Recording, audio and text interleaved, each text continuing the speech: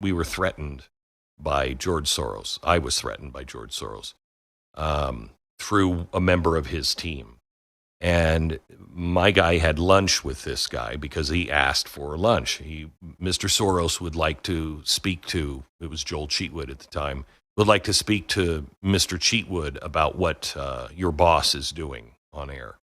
And I was told to stop talking about George Soros because, quote, your boss is hurting my boss, and it will end. And when Joel said, no, I don't think that's going to end. I know my boss, and I don't think he's going to stop. He said, I don't think you understand. He is going to stop.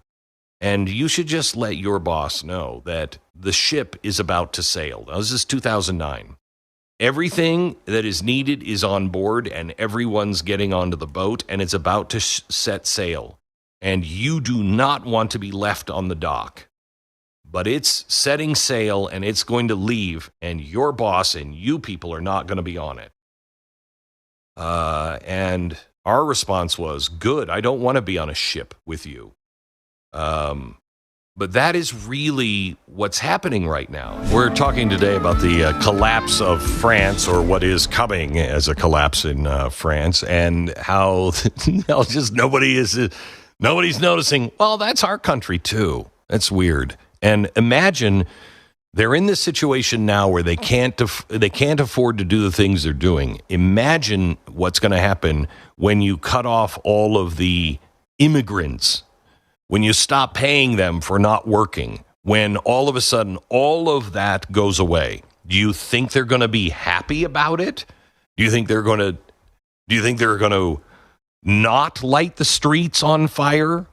I mean, and how are they going to afford to be able to hold that together? I mean, it's remarkable. And how does the BBC report this today? The BBC report on this is absolutely hilarious. I love this quote. Simply put, France's government has for decades spent more money than it has generated.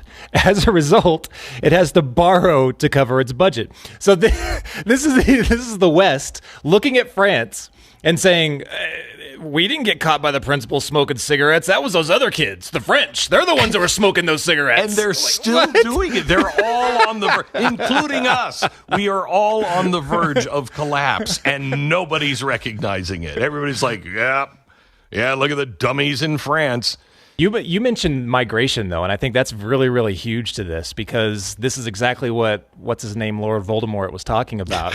I mean, he's talking about the Cloward and Piven strategy on a national scale. Mm-hmm. What they're talking about, what's happening with France here, is exactly what happened in New York City, what Cloward and Piven did in New York City back in the 70s. I know. Then what do you think migration is going to do? It's going to continue that overwhelming. It is the point of migration. It is the point of this migration. And we should point out as well, they're attempting to do it again in New York right now, right? Like, this is all starting. We are months away from a guy winning a mayoral election potentially, where he will implement all of this and worse. He will try to skip multiple generations of the buildup toward it and just cut to the chase and give you some version of socialism in a city that, while thankfully now far away from where I live, also has a massive influence on the economy of not only our country, but the world. It's the financial center of the world we're talking about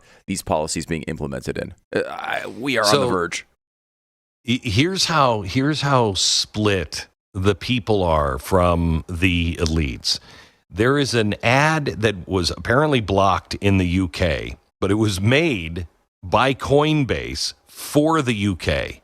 And the whole ad is called Everything is Fine. Okay? And I just want to play some of it here. This is an ad blocked in the UK. Everything is just fine. Everything is great. We're soldiering on. We're doing our bit. We're off to Dubai. It's time to jump ship. We're finding our bells with a stiff on one tip. 'Cause everything's just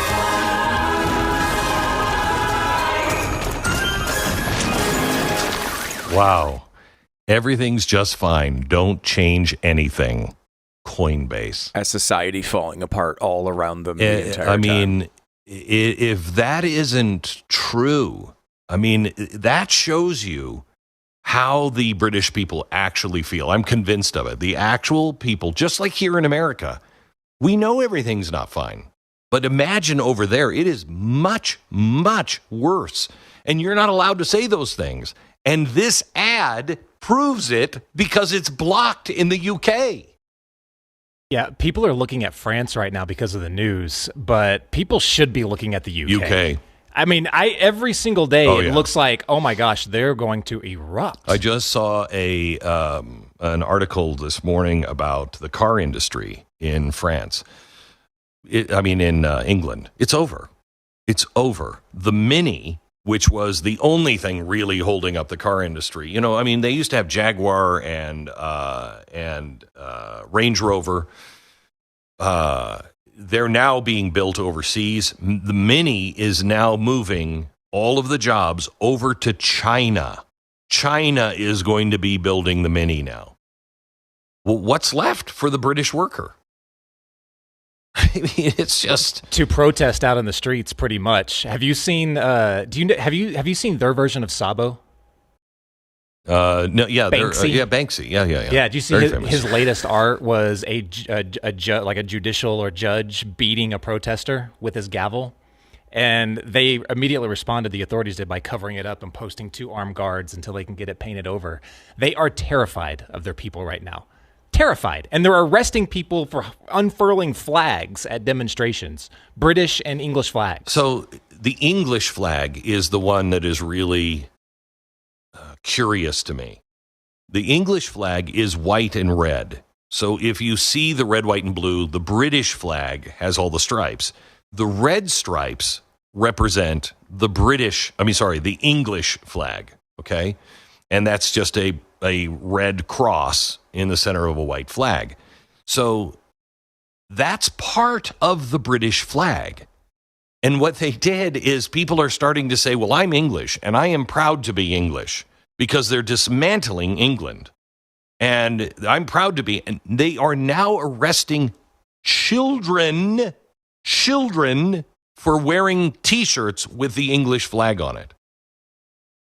Are you kidding me? Did you see the guy, the veteran that was protesting in the streets, and all he was doing was displaying a flag? He was displaying an English flag. He's a veteran. He was in a wheelchair, and they picked him up and put him in the paddy wagon. That's not going to last. That is not going to last. How are you going to afford defense and national defense inside? You're not. You're not. Your enemies are within the gates now. And it's happening here, just slower. And if we don't wake up soon, it's going to happen, because the entire West is going to collapse. I saw a video yesterday from a couple of people that claim to be CIA people. I don't know if they are or not. And I don't even know what that means if they are. But they were making a very good case on everything's just fine. What they're saying is exactly what George Soros' guy said to my guy back in 2009. We were threatened by George Soros. I was threatened by George Soros through a member of his team. And my guy had lunch with this guy because he asked for lunch. Mr. Soros would like to speak to, it was Joel Cheatwood at the time, would like to speak to Mr. Cheatwood about what your boss is doing on air. And I was told to stop talking about George Soros because, quote, your boss is hurting my boss, and it will end. And when Joel said, no, I don't think that's going to end. I know my boss, and I don't think he's going to stop. He said, I don't think you understand. He is going to stop. And you should just let your boss know that the ship is about to sail. Now, this is 2009. Everything that is needed is on board, and everyone's getting onto the boat, and it's about to set sail. And you do not want to be left on the dock. But it's setting sail, and it's going to leave, and your boss and you people are not going to be on it. And our response was, good, I don't want to be on a ship with you. But that is really what's happening right now. And what these supposed CIA agents said was the die has been cast now. It's beyond being able to go back and fix it. It is going to morph. Now, what is it going to morph into?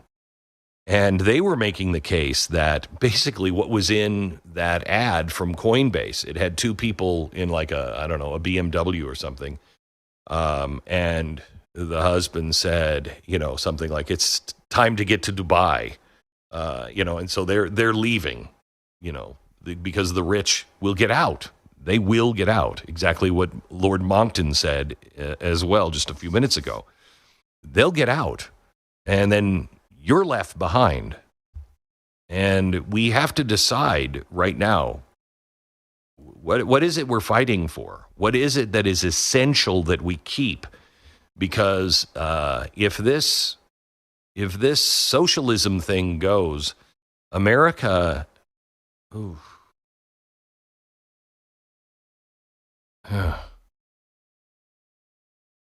we're about to see one of the darkest predictions that I have made come true if we don't turn this around.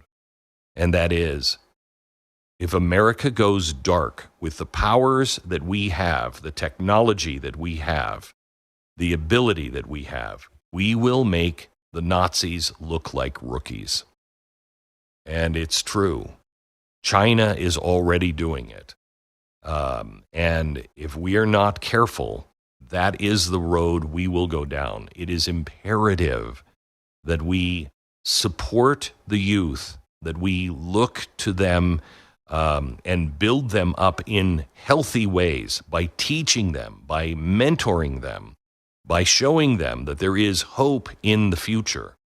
I want to spend some time. There's a new poll out today on Gen Z that shows that there's a gender divide in Gen Z.